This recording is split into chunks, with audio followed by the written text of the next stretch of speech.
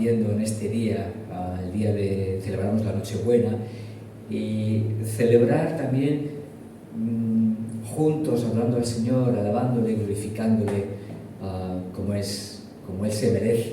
Y me gustaría hoy compartir con todos vosotros también de nuevo la palabra, ese tesoro que tenemos en nuestras manos y que hemos recibido de parte de nuestro Señor.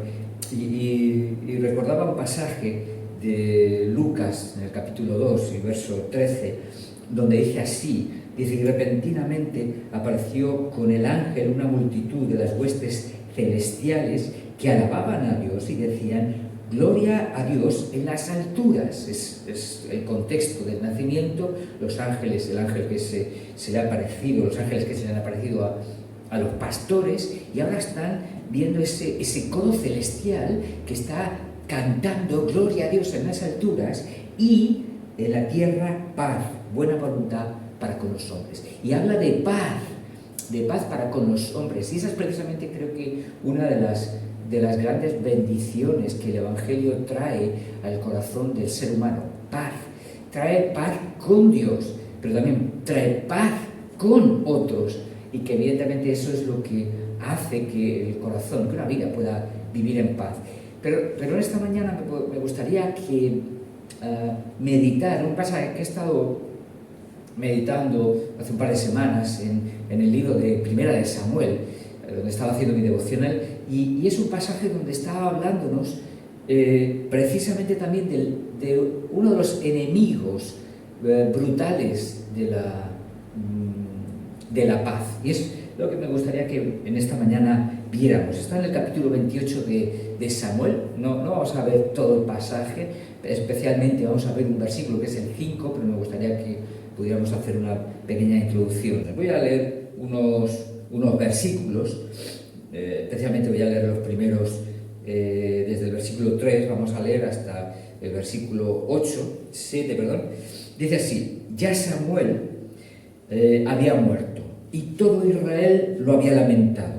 Le habían sepultado en Ramá, su ciudad, y Saúl había arrojado de la tierra a los encantadores y adivinos. Se juntaron pues los filisteos y vinieron y acamparon en Sunem. Y Saúl juntó a todo Israel y acamparon en el Gilboa. Y cuando vio Saúl el campamento de los filisteos, tuvo miedo y se turbó su corazón en gran manera. Consultó Saúl a Jehová, pero Jehová no le respondió, ni por sueños, ni por Urim, ni por profetas. Entonces Saúl dijo a sus criados: buscadme una mujer que tenga espíritu de adivinación, para que yo vaya y por medio de ella pregunte. Y sus criados le respondieron: aquí hay una mujer en Endor que tiene espíritu de adivinación. Hasta ahí. Luego es todo el desenlace en el que Saúl va a ver a esta mujer de Endor, esta espiritista, que lo que hace es llamar a los espíritus, es una medium. Entonces lo que hace es llamar al espíritu de Samuel, y en el texto vemos como viene Samuel, le pregunta a Saúl qué es lo que quiere, por qué lo ha llamado. Entonces Saúl le pide que le ayude porque no sabe qué hacer en medio de la batalla que tiene, está angustiado, Dios le ha abandonado, y la respuesta de Samuel es contundente, ¿no? Dice: entonces Samuel dijo: ¿y para qué me preguntas a mí? Si Jehová se ha apartado de ti y es tu enemigo. O sea, ¿qué tengo yo que ver con eso? Jehová te ha hecho como dijo por medio de mí, pues Jehová ha quitado el reino de tu mano y lo ha dado a tu compañero David. Como tú no obedeciste a la voz de Jehová, ni cumpliste el ardor de su ira contra Amalek, por eso Jehová te ha hecho esto hoy. Y ya el resto es la angustia de Saúl, su pérdida de fuerzas. La mujer de la adivina le trata de dar de comer para que recupere un poco de fuerzas, y ya los siguientes capítulos, ya en el capítulo 31 del propio libro de Primera de Samuel, lo que vemos es el desenlace final, la batalla de los filisteos, la victoria de los filisteos sobre Israel y la muerte también de Saúl y de sus 3 hijos. Ese es el desenlace que va a haber en la vida de Saúl. Pero me gustaría que en esta mañana empezáramos también, como es típico, me gustaría hacer algunas preguntas. ¿Cómo enfrentar el temor que trata de paralizarnos? ¿Qué podemos hacer? ¿Hay algo que debemos hacer nosotros? El temor frena nuestro desarrollo espiritual de algún modo. ¿Estamos siendo frenados por el temor en nuestra vida cristiana? Y una pregunta más que me gustaría hacer es, ¿quién es el predicador a quien más escuchas, que más influye en tu propia vida? ¿Quién es ese predicador?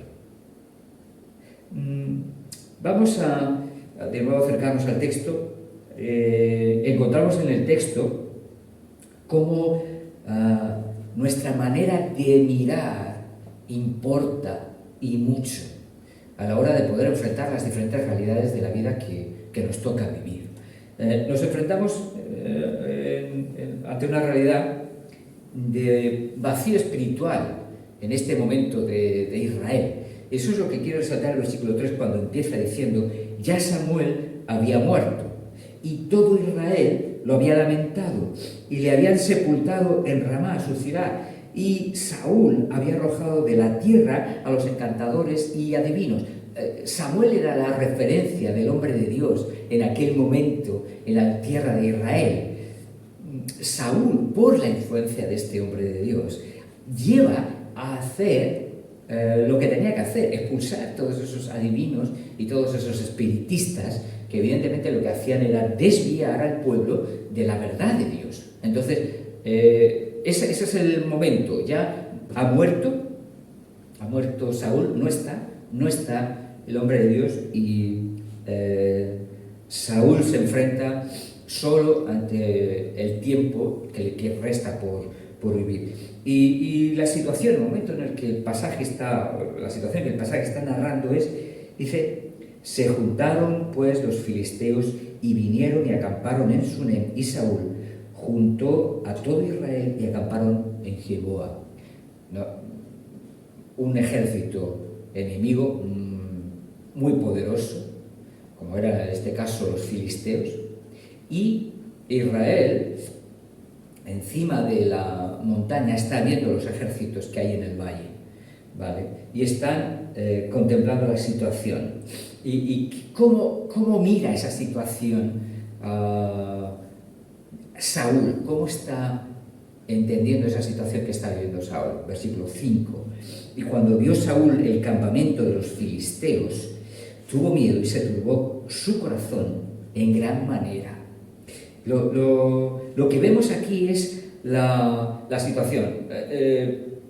Saúl ve el ejército, compara las fuerzas que él tiene, el ejército que él tiene, y él sabe que sale perdiendo. Él simplemente puede anticipar una derrota lógica, humanamente hablando, y por lo tanto toda esa situación lo que va es a producir toda una serie de reacciones que vamos a ver, como las que vamos a ver, que es ese temor que vemos en la vida de Saúl, que no era un temor simple, sencillo, en realidad habla de un terror. Por eso el texto va a decir: se turbó su corazón en gran manera. En realidad es un terror que le dominó por la realidad que estaba viendo. De hecho, esa es una de las cosas que tenemos que tener clara. Saúl no estaba viendo nada imaginario, era real. El temor al que se estaba enfrentando era real, y por lo tanto era algo que no era una cuestión que debía negar, simplemente aceptar. Estamos en clara desventaja y por lo tanto una posible derrota era lo lógico. Ahora, todo lo que me gustaría, de algún modo, lo que me gustaría en esta mañana hablar, tiene que ver con el miedo, con el temor, esa emoción que se apodera de nosotros en algunos momentos de nuestras vidas por algunas situaciones.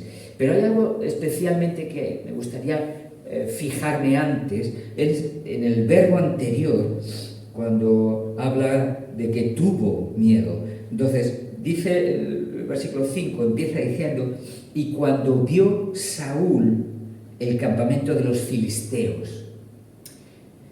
Creo que ahí hay una verdad importante. La mirada de la que está hablando aquí Saúl, o de la que está hablando el texto, mejor dicho, primera de Samuel, verso 5 del capítulo 28, no es simplemente una mirada de la realidad física, sino es una interpretación de la realidad, es una manera de ver la realidad, y eso es lo que le va a llevar a vivir lleno de temor y de terror.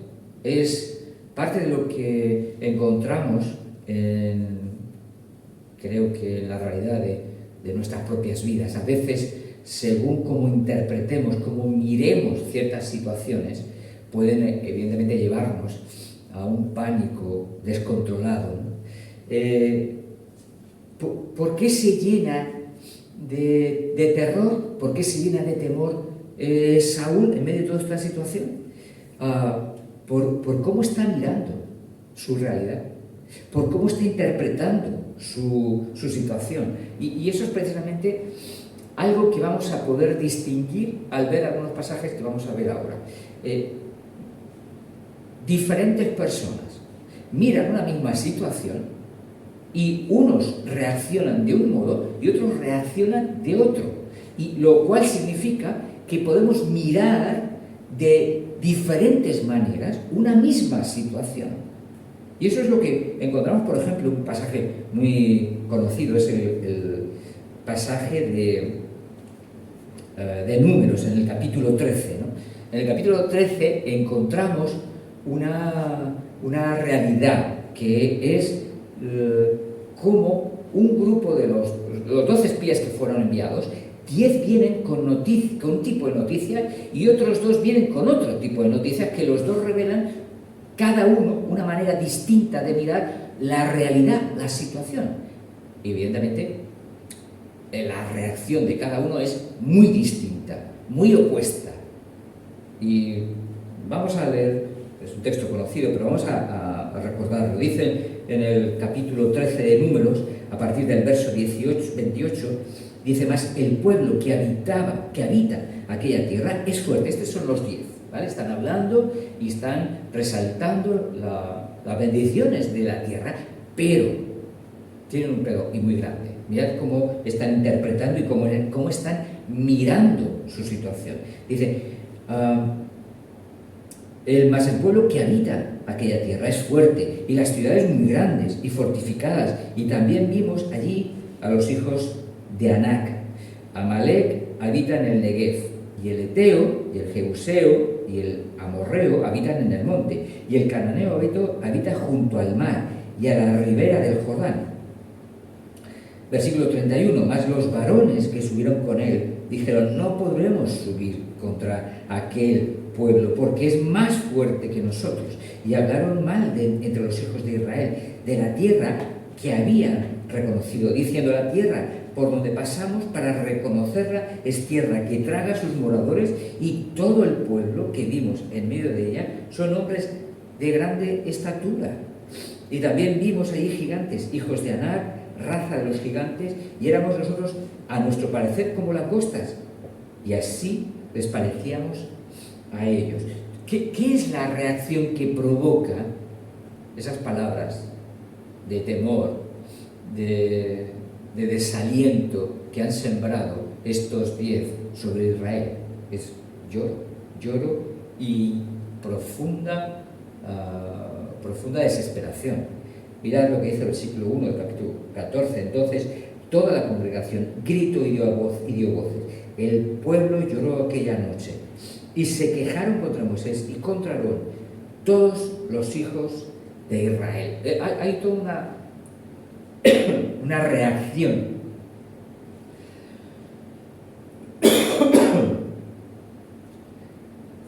Toda una reacción de desesperación de parte de Israel al escuchar a los 10 espías.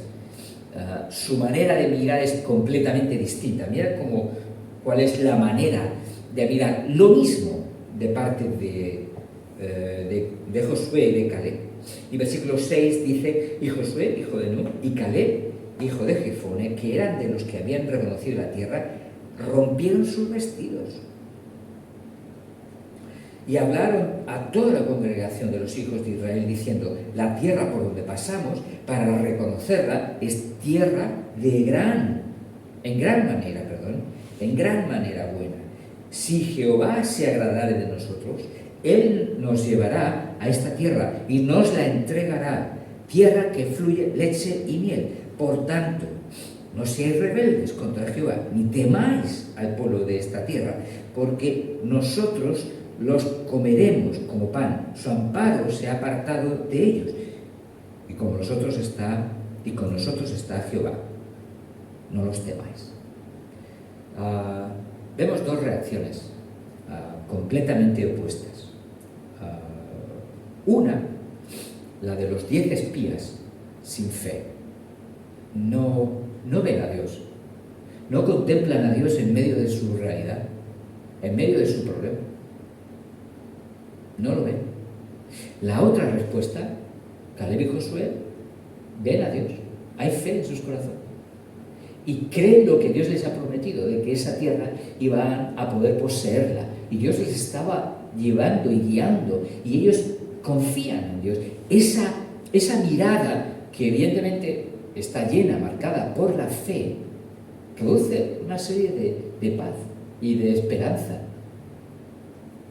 La mirada sin fe, la manera de mirar sin esa fe, produce todo lo contrario: desesperación, queja, dolor, produce mucho temor, que evidentemente es lo que va a producir el resto de emociones. Entonces nos encontramos con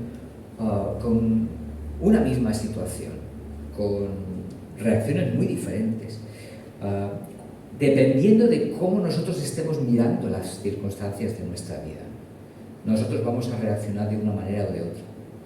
Y hay otras situaciones también. Me gustaría que viéramos un pasaje de Mateo capítulo 14, pasaje conocido también, pero también con unas tremendas lecciones para nuestra vida. Tiene que ver con la vida de Pedro, justo cuando el Señor se les aparece caminando por las aguas, y Pedro le pide: manda que yo vaya a ti y ande camine sobre las aguas, y lo hace, y va caminando sobre las aguas, pero hay un momento en el que empieza a haber un problema para Pedro, y Pedro dice en el versículo Mateo capítulo 14, verso 30, dice esto de Pedro.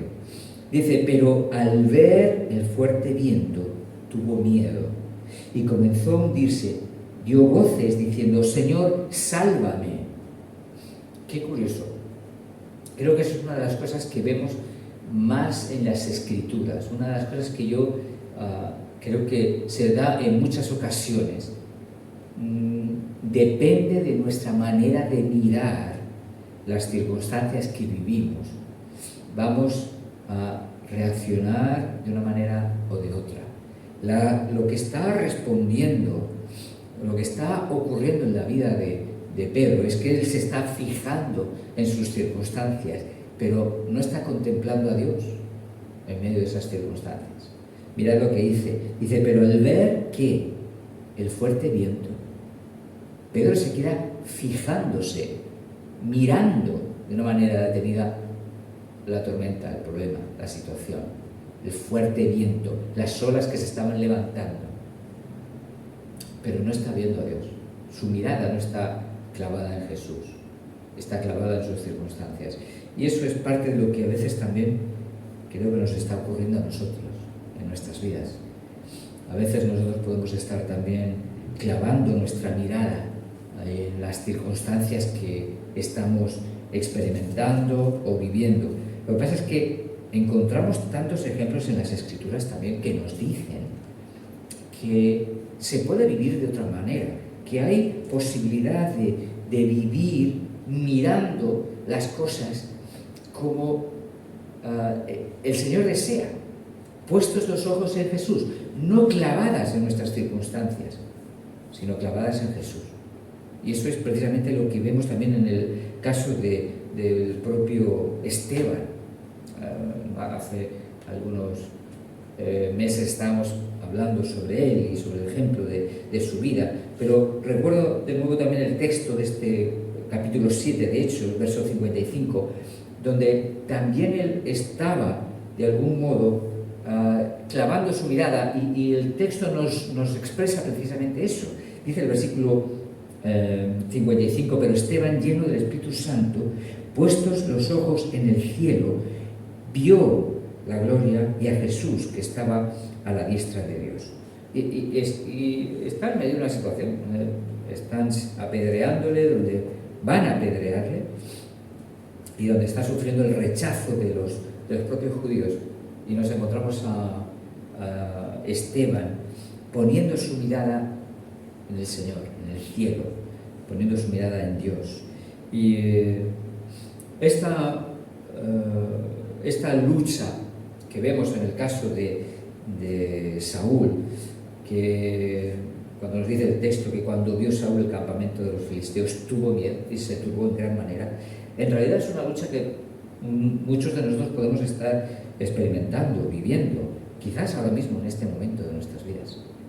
Y es aquí donde el Señor quiere ayudarnos, donde el Señor quiere darnos la oportunidad de aplicar todas aquellas verdades en las Escrituras para ayudarnos a vivir una vida en paz.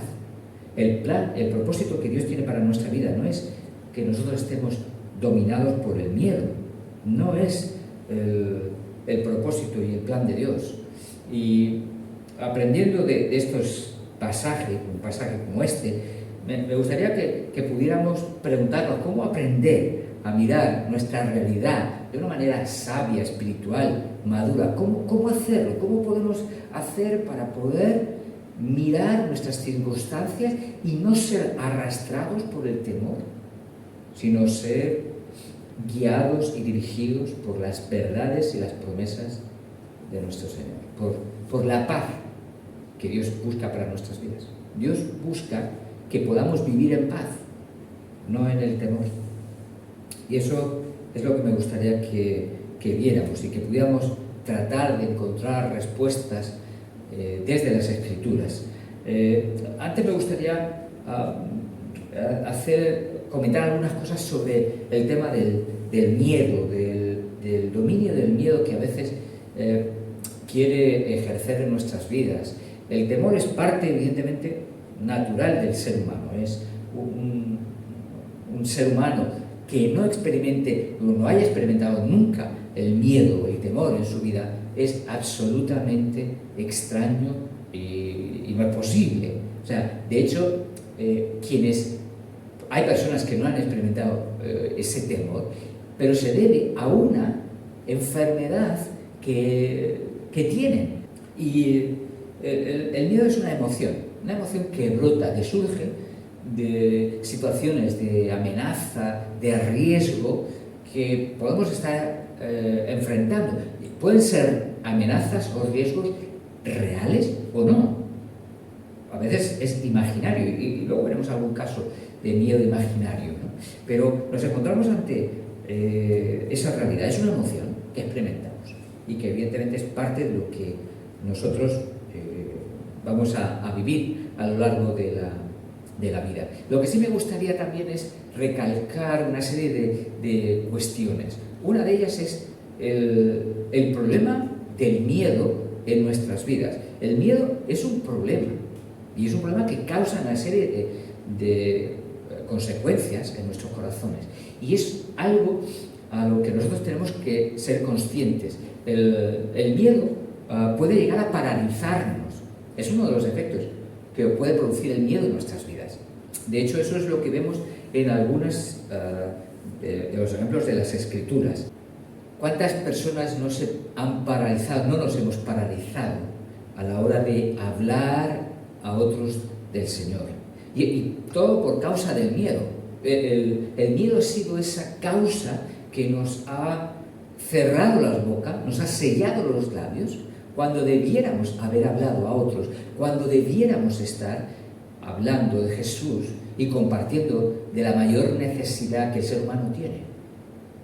Pero ¿cuántas veces nuestras bocas no se han sellado por miedo? Por miedo al rechazo de otros, por miedo al ridículo, por miedo al ser menospreciado.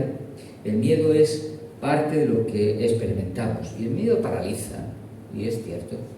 Es uno de los problemas que el miedo produce en nuestras vidas, es que nos paraliza y no nos deja cumplir la misión que debemos cumplir, que es la de anunciar a Jesús. Y estas son fechas propicias, muy propicias para hablar de Jesús, en épocas como la que estamos, en Navidad, donde podemos hablar de que hay un rey que vino a este mundo y que vino a traer paz al corazón humano. Es parte de lo que hace el temor en nuestras vidas, nos paraliza. En otras ocasiones lo que hace, o con otras personas también, o con todos, es acallarnos, nos paraliza y por lo tanto no nos deja expresar ni decir lo que podemos pensar en cuanto a un tema u otro, y nos lleva a simplemente, quizás hasta a asentir lo que no estamos de acuerdo, y simplemente por temor. El temor no nos hace libres, nos hace esclavos, porque no nos permite ni siquiera decir lo que pensamos o lo que opinamos. A veces por temor a que la persona se enfade con nosotros, otras veces por el temor al rechazo, por muchas razones, pero nos enfrentamos a situaciones donde el temor nos paraliza. Eso es parte de lo que podemos experimentar cada uno de nosotros en medio de la situación que estamos viviendo. En otras ocasiones, el problema del miedo es que nos lleva a tomar decisiones equivocadas. De hecho, eso es también lo que va a ocurrir en el caso de Saúl. Saúl va a tomar decisiones equivocadas desde el momento en el que Dios no le está respondiendo, en el momento que él quiere. Entonces va y se busca la adivina, la espiritista, para que busque, llame al espíritu de Samuel y pueda Samuel decirle qué es lo que tiene que hacer. Entonces, el temor nos lleva a veces a tomar decisiones tremendamente equivocadas. Otra de las muestras donde encontramos decisiones equivocadas es la de Abraham. Abraham llega a Egipto y dice que su esposa es su hermana, miente sobre Sara. También motivado por un temor. El temor que estaba dominando el corazón de Abraham era el temor a no ser asesinado por Faraón, porque Sara era muy guapa y no quería que, evidentemente, y tenía miedo de que Faraón quisiera casarse con ella y quisiera como una concubina de su harén. Y teniendo eso, entonces miente, va a mentir, va a decir que no es realmente su esposa. Y al final era un miedo. ¿Era real ese miedo? No, era imaginario. Y a veces nosotros estamos sufriendo por miedos imaginarios en nuestras vidas también. Pensamos que van a ocurrir ciertas cosas si hacemos esto. Si hacemos esto, tiene que ocurrir obligatoriamente esa consecuencia. Y posiblemente es mentira. Porque ¿qué es lo que ocurrió con Faraón? No, pero ¿por qué hiciste esto? Me tenías que haber dicho que lo era. No tenías que haberme engañado. Y nadie hubiera tocado a tu esposa. Pero el miedo muchas veces nos vence y nos derrota. Y nos conduce por senderos que al final van a producir mal a nuestras vidas. Y produjo mucho mal en la vida de Saúl. Produjo males en la vida de Abraham. Luego encontramos el ejemplo también en la vida de Jacob, alguien que también mintió y que también engañó. Eso fue parte de lo que de algún modo aprendió también Jacob.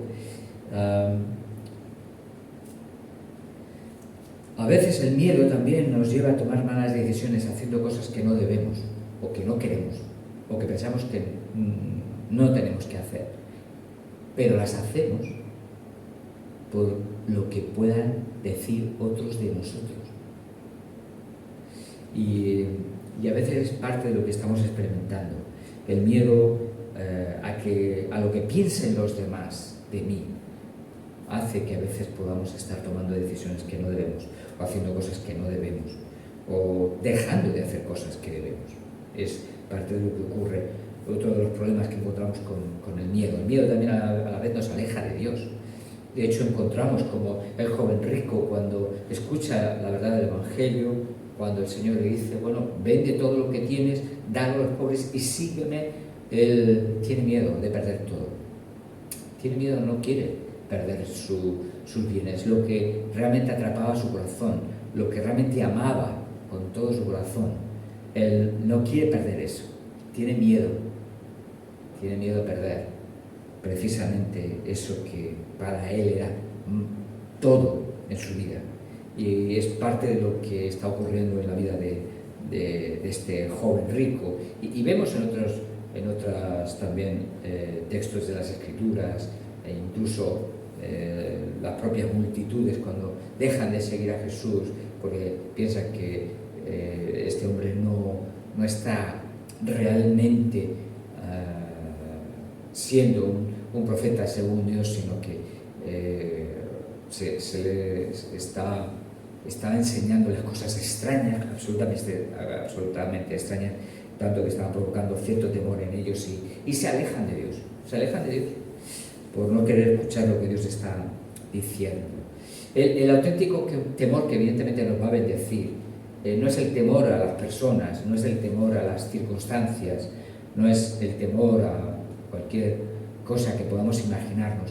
El temor que va a bendecir nuestras vidas es el temor a Dios. Ese es el temor que Dios busca en nuestras vidas y que implica evidentemente la consideración de Dios como el mejor guía para nuestras vidas, el mejor consejero para nuestras almas, el que nos muestra cuál es el mejor camino para vivir en medio de este mundo. Él es el que tenemos que considerar y que tenemos que tener en cuenta en todo momento. A quien tenemos que escuchar es a Dios. Muchas veces estamos escuchando a nuestros propios sentimientos, a nuestras propias emociones, a las ideas que nosotros mismos nos decimos, pero a quien tenemos que escuchar es a Dios. Me gustaría ahora hacer una pregunta. ¿Es el temor pecado? ¿Qué pensáis? ¿Es el temor, el miedo, es un pecado? ¿Cómo lo veis? Exacto. Si domina mi corazón, sí. Si el temor se convierte en mi dominador, si yo me convierto en un esclavo del temor, estoy pecando. Porque Dios no me ha llamado a vivir en libertad. Perdón, Dios me ha llamado a vivir en libertad, no en esclavitud. Dios no me ha llamado a vivir dominado por mis miedos, de manera que el temor me dirige, domina mi corazón y domina mis decisiones. Dios no nos ha llamado a eso, a vivir dominados por esos temores que nos empujan en muchas ocasiones a tomar decisiones, a hacer cosas que no debemos o a hacer cosas que no deberíamos hacer. El miedo es precisamente algo que tenemos que ser conscientes que es un problema al que no podemos conformarnos y pensar, bueno, es que yo soy así, es que no, Dios no nos ha llamado a ser dominados por el miedo, ni por el miedo ni por ninguna otra cosa. Quien debe dirigir nuestras vidas, quien debe guiar nuestra vida, nuestras mentes, nuestras emociones, es Dios, es su verdad, es su palabra, eso es lo que Él quiere y la manera de vivir que Dios quiere para nuestras vidas. Toda esa guía de parte de Dios, toda esa verdad de parte de Dios, lo que va a hacer es traer paz a nuestro corazón. Ese es el plan de Dios. El plan de Dios para nuestras vidas, el plan de Dios para tu vida, no es el miedo. Eso no es el plan de Dios. El plan de Dios para tu vida es la paz, es el descanso, es el gozo en nuestras vidas. Ese es el plan de Dios. Si tu vida está siendo dominada por miedos, tienes que parar delante del Señor, pedirle perdón y pedirle que te ayude. No, el miedo no es lo que tiene que dominar nuestras vidas. Es cierto que a veces hay momentos en los que viene una situación de manera espontánea y brota el miedo de manera natural en el ser humano. Pero el problema está en cuanto ese miedo se instala en nuestro corazón y domina nuestras vidas, domina nuestros pensamientos, domina nuestras reacciones, decisiones, domina todo. Dios no nos ha llamado a eso. Dios no te ha llamado a vivir dominado por el miedo. Dios no te ha llamado a vivir siendo arrastrado por el temor. Dios ha venido a darnos libertad. Y eso es lo que me gustaría que viéramos ahora. El Señor ha venido a darnos paz, como decía al principio, como cantaban los ángeles en el capítulo de Lucas, en el capítulo 2 de Lucas. Y es lo que nos recuerda también el Salmo 4, versículo 8. En paz me acostaré y asimismo dormiré, porque solo tú me haces vivir confiado. En paz. Una vida llena de paz. Y Filipenses 4:7 nos habla de una vida, de una paz que sobrepasa todo entendimiento. Venid a mí y os haré descansar, dice Jesús. Esa es la vida a la que nos ha llamado el Señor.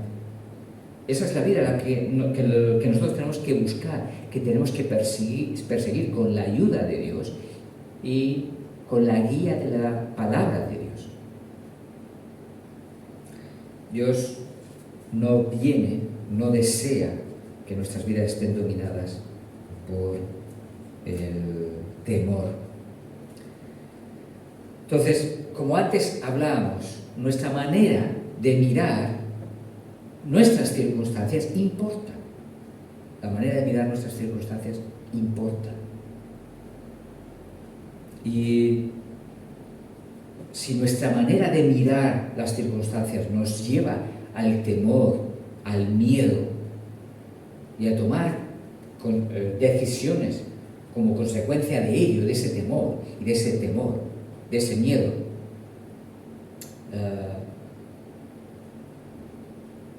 tenemos que pararnos y buscar la ayuda de Dios, porque ese no es el plan de Dios. El plan de Dios es que en medio de las situaciones y en algunas situaciones que puedan ser dolorosas, incluso complejas y difíciles en la vida, tenemos que pararnos y buscar al Señor y buscar su ayuda y poder caminar en la dirección que Él quiere para nuestras vidas. Una vida donde haya paz y donde haya descanso, aún en medio de las dificultades. Eso es parte de lo que vemos en muchos ejemplos de las Escrituras. Y la pregunta que podríamos hacer ahora, ¿y de qué depende nuestro mirar? ¿Qué es lo que está realmente haciendo que nuestro mirar sea distinto? Me gustaría que viéramos un pequeño pasaje, simplemente girando la página, en el libro de Samuel, capítulo 30. Nos vemos en un momento difícil en la vida de David. David, como sabéis, todavía no había sido rey, estaba huyendo porque Saúl lo quería asesinar. David está con una serie de hombres, está viviendo en territorio filisteo, está con el rey de Aquis, y se encuentra que hay una batalla, pero a él no le dejan participar de la batalla. Vuelve de nuevo a su pueblo, a su lugar, a su campamento, que lo tiene en Siclag, y se encuentra con una tremenda noticia, un golpe muy fuerte. Todo su campamento ha sido destruido, quemado, sus esposas, hijos, sus ganados, todas sus propiedades se las han llevado, han sido confiscadas por unos amalecitas. Y entonces el pueblo dice que en el versículo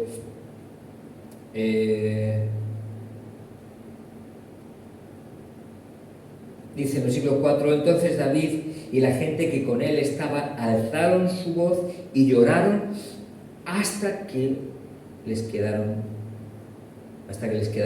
las fuerzas para llorar.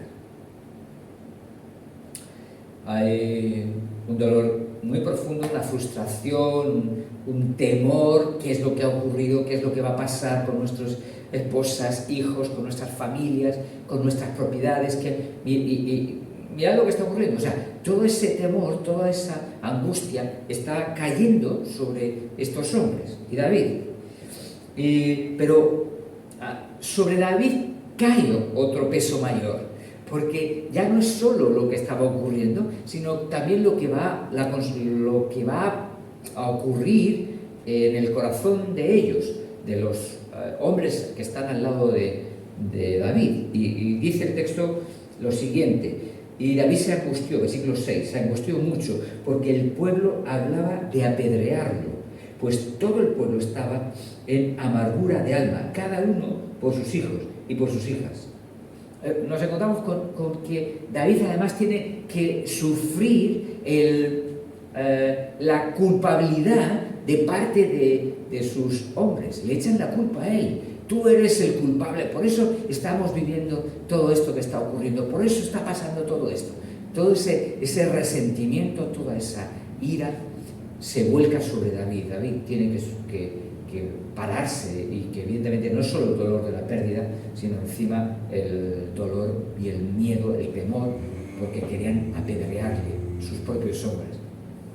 Y en esta situación hay una respuesta, una reacción tremenda de parte de David. En medio de toda esta grave situación, el texto dice: mas David se fortaleció en Jehová, su Dios. En medio de toda esta situación, David mira a Dios, confía en Dios, espera en Él, se para para acercarse a Él y busca que Dios le libre de la angustia, del dominio de la angustia, y que Dios sea quien realmente le dirija. Que David mira a Dios, no quiere ser dominado por la angustia y por el temor. Busca a Dios en medio de toda esta situación. ¿Y cómo ha llegado David a eso? Por fe, evidentemente. Es la fe lo que está haciendo que David pueda mirar de otra manera su situación. Y es la fe lo que hace que David quiera realmente reaccionar de manera distinta a toda esa situación de dolor. Porque tiene fe en Dios, porque conoce a Dios, sabe quién es Dios, sabe cómo es Dios. Recuerda cuántas veces Dios le ha librado en el pasado, recuerda cuántas veces Dios le ha provisto, recuerda cuántas veces Dios le ha fortalecido, cuántas veces Dios le ha protegido, cuántas veces Dios le ha sorprendido. Lo recuerda. Recuerda eso. Y eso hace que él siga esperando y confiando en Dios y esperando de Él. Y eso es lo que va a hacer. Ahora, la pregunta que me gustaría también meditar aquí, y que me preguntaba y me hacía, era ¿cómo aplicar eso a nuestras experiencias? A esos momentos donde cuando el miedo viene, cuando el temor quiere dominarnos por situaciones que estamos viendo, de situaciones reales. No estoy hablando de situaciones ficticias, sino de situaciones reales. ¿Cómo aplicar esa fe de una manera práctica a nuestra experiencia diaria? Me gustaría proponerte lo siguiente. Déjame proponerte lo siguiente. Pero antes, una pregunta. Antes, hacia el principio, ¿Quién es el predicador al que tú más escuchas? El que tiene más influencia en tu propia vida. ¿Quién es ese predicador? ¿Quién tiene más influencia en tu vida? Tú mismo. Exacto. Exacto. Tú mismo. Tú eres la persona que más te hablas. Quizás podamos pensar, hombre, pero si no estoy loco, ¿no? No estamos diciendo que estés loco, simplemente que esa es una de las realidades que los seres humanos experimentamos, hablamos con nosotros mismos. Es una realidad que nos decimos ante situaciones, nos decimos cómo vemos esas situaciones, ante deseos, expresas toda una serie de diálogo, ante opiniones, tú piensas una serie de respuestas. Hay todo un diálogo interno, personal, y que evidentemente nos estamos diciendo cosas a nosotros mismos. Eso es parte de la realidad. Vivimos constantemente hablándonos. Vivimos constantemente expresándonos ideas, diciéndonos qué pensamos sobre esta situación, sobre aquello, sobre lo que vemos o sobre lo que escuchamos. Pero vemos esa realidad en nuestro vivir diario. Nuestra inclinación, en realidad muchas veces, tenemos que reconocer, es a decirnos cosas incorrectas. Y eso es parte de lo que podemos estar experimentando en momentos de situaciones difíciles, enfermedades, vienen enfermedades a la vida, necesidades que vienen a nuestras vidas, momentos de conflicto quizás con alguien de la familia o con cualquier otra persona, o momentos de cansancio, en momentos de pérdida de fuerza. Hay muchas situaciones en las que nosotros podemos empezar a estar experimentando pensamientos que vienen a nuestras mentes. Hay situaciones en las que no llega algo que nosotros queremos y podemos estar diciéndonos muchas cosas. Algunas de esas cosas que podremos estar diciéndonos es mira cuánto estás sufriendo. Y nos regodeamos a veces en ese tipo de comentarios, ideas, que vamos de algún modo permitiendo que dominen nuestras vidas. Otras veces nos podemos decir, no es justo que yo pase por esto, no es justo. Yo no he ganado, yo no he hecho nada para merecer esto. ¿Por qué, Dios, estás permitiendo esto en mi vida? Y puede ser el mensaje y las ideas que estén rondando por nuestras cabezas. Otras cosas pueden ser, otras ideas que nos podemos estar diciendo, esto es insoportable, esto no es posible, ¿quién puede sufrir esto? Es que esto es insoportable. ¿Cuántos nos diríamos en la situación de Pedro, cuando estaba en la cárcel con Silas? Esto es insoportable. ¿Cuántos nos diríamos eso? ¿Pablo se estaba diciendo eso? No. Pablo en medio de esa situación está orando y cantando al Señor.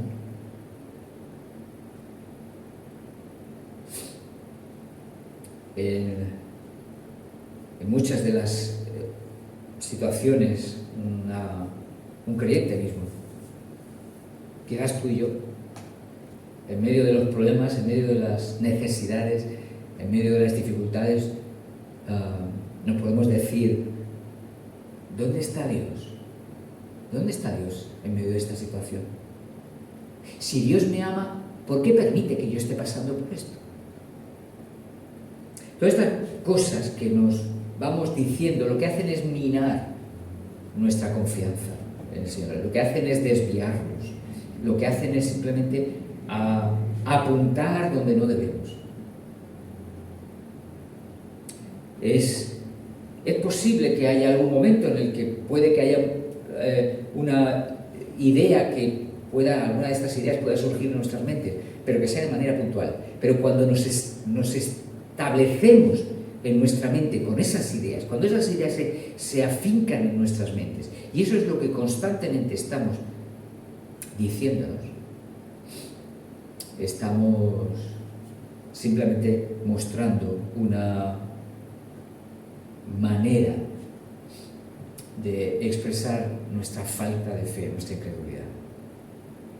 Porque todos esos pensamientos lo que hacen es simplemente reflejar que no estamos mirando a Dios. Estamos mirando solo nuestras circunstancias, nuestros propios ombligos. Y es ahí donde evidentemente nosotros tenemos que aprender a no permitir que todo ese tipo de mensajes que nosotros mismos nos decimos y que evidentemente tenemos la ayuda del diablo, del maligno. ¿Cuál fue el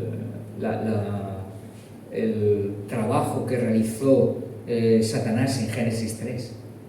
Precisamente la de engañar, la de hacer creer o pensar en otras cosas que no son ciertas a Adán y Eva, de manera que les arrastró a tomar decisiones que no debían.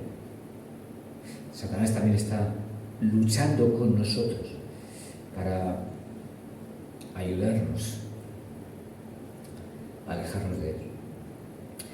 ¿Y qué hacer entonces en medio de esa situación? ¿Cómo podemos nosotros revertir toda esa serie de comentarios que nos hacemos, ideas que están en nuestras mentes y que nosotros nos estamos diciendo? Creo que una es: párate, pide perdón al Señor por esos comentarios y predícate la verdad.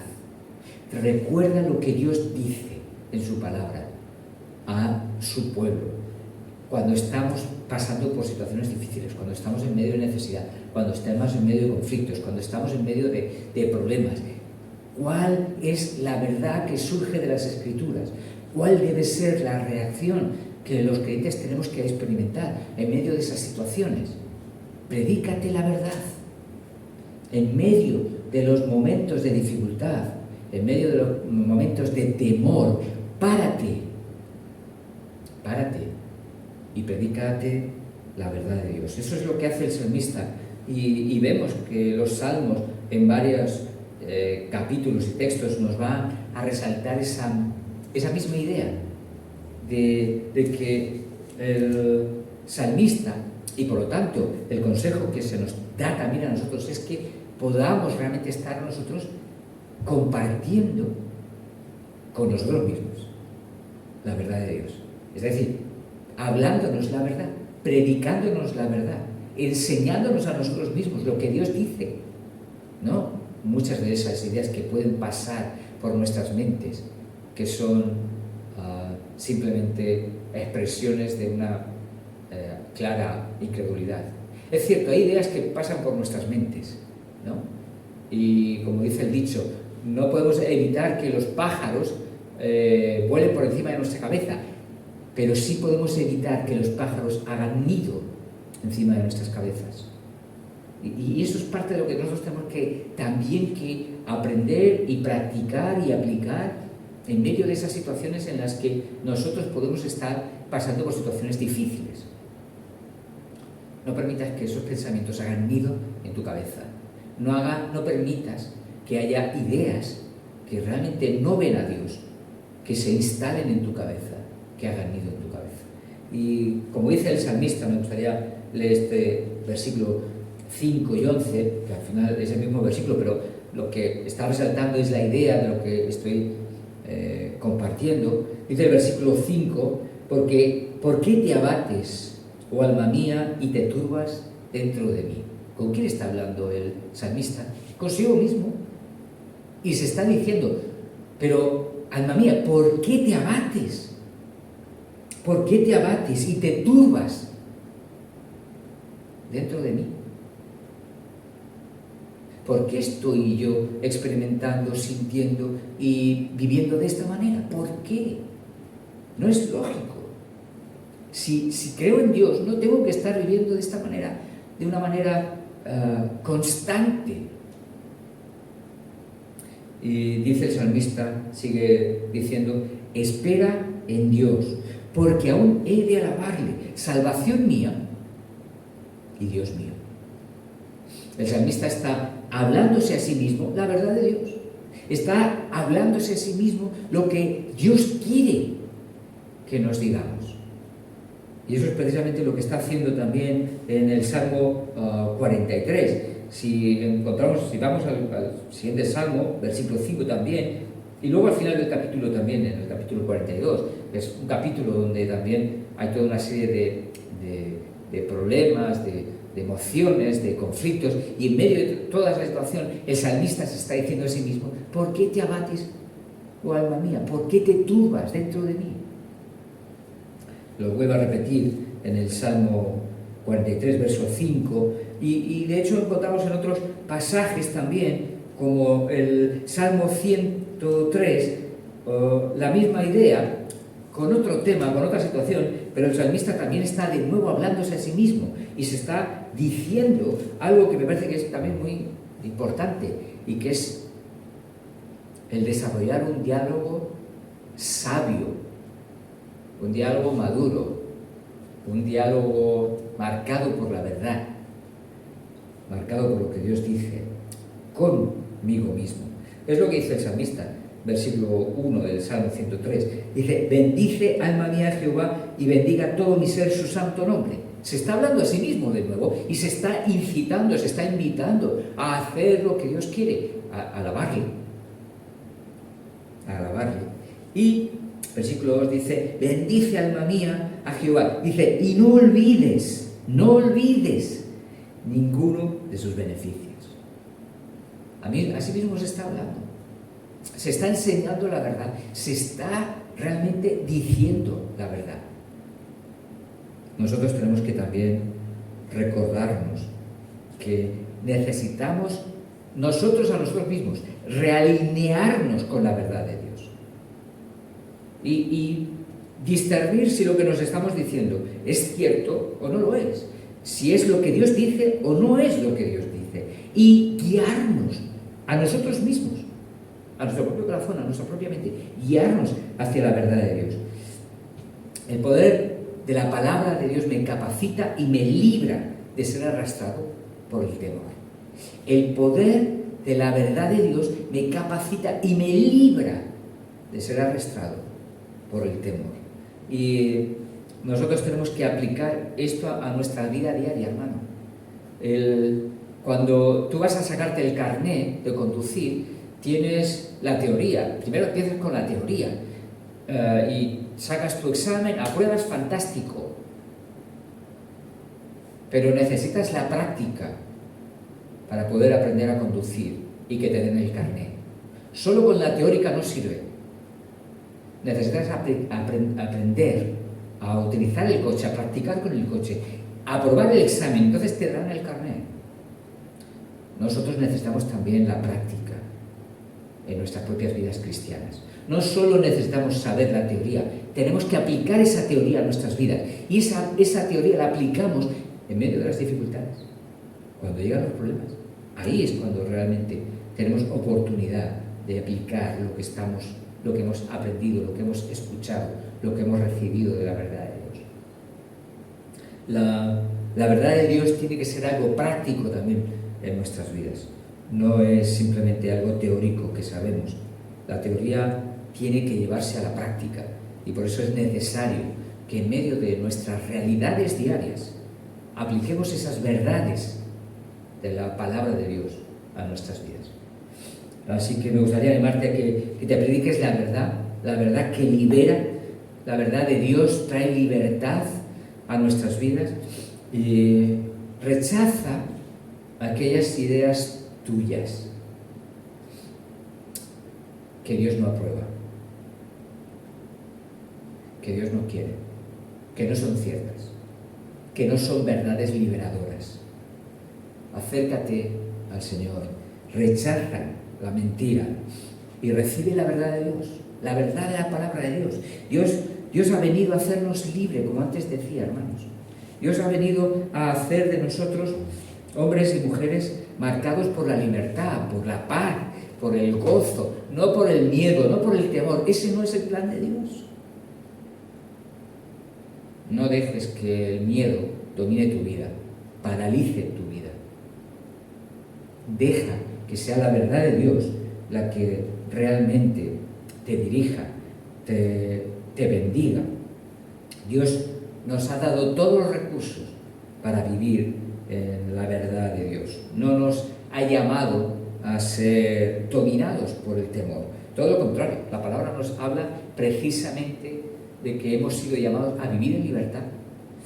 Mirad lo que dice 2 Timoteo capítulo 1 y verso 7. Porque no nos ha dado Dios espíritu de cobardía. Tradúcelo de esta manera. No nos ha dado Dios espíritu de temor, de miedo, no. Ese no es el plan de Dios para ti y para mí. Dios nos ha dado espíritu de poder, de amor y de dominio propio.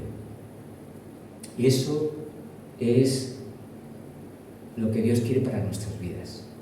Dios ha venido a traer paz, gozo, libertad, no esclavitud, no cadenas. El miedo trae eso, cadenas. Pero Dios ha venido a traer libertad. Dios ha venido a hacernos libres para vivir una vida de paz, de gozo en el Señor.